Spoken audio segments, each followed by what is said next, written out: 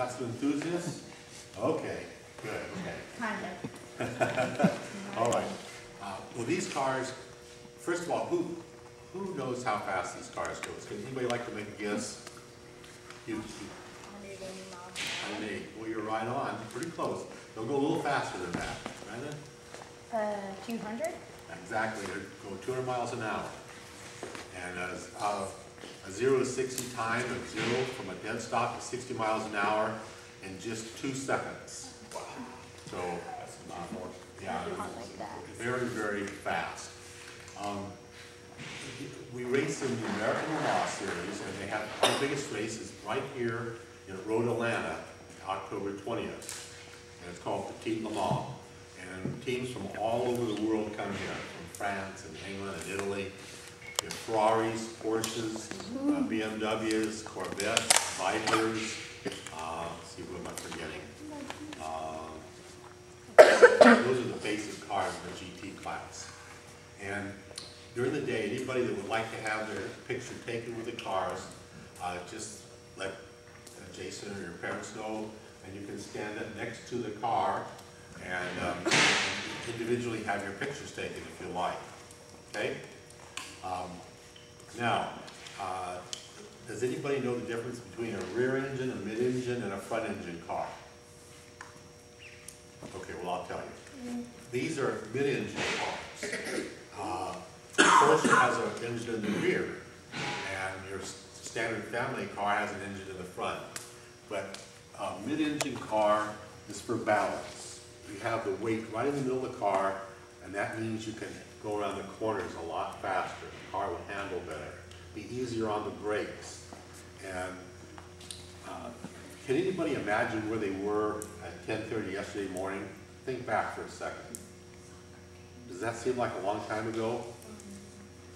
Well, in the 24 hours of Le Mans, that was 24 hours ago that you were thinking about. That's how long that race is. You go 3,000 miles.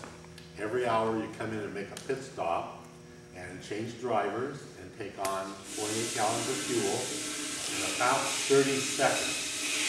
And then the other driver goes out. And that's non-stop for 24 hours. And it's a very, very tough race, very demanding on the team and the drivers. So the team has to stay awake for 24 hours. They have to sit there and pay attention, and you have to do strategy, planning, plan your pit stops. It's a very exciting way of racing. Okay, the bodies are made out of carbon fiber. Does anybody know what carbon fiber is? Well, you can see the under tray. It's bare, it's not painted. It's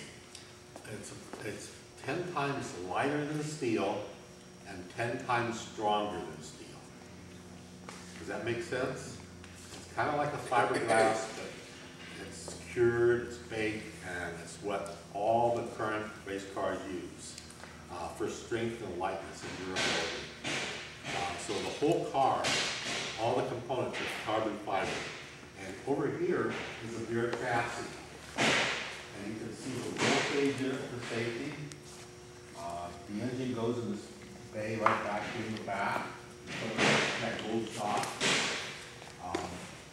The cars have telemetry. Does anybody know what telemetry is?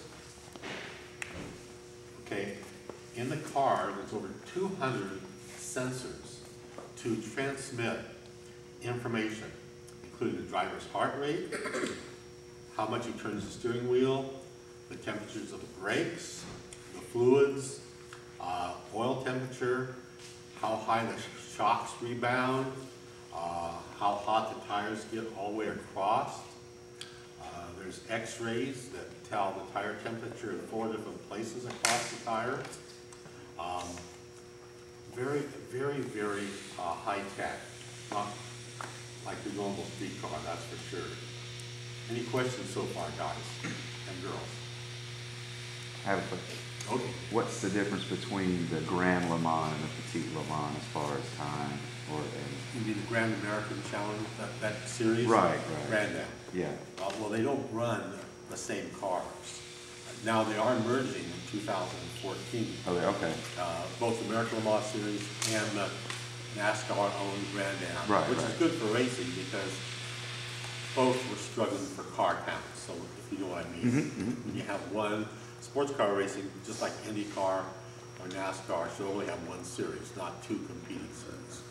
So I hope the most exciting series will be this series because they're cars everybody can relate to.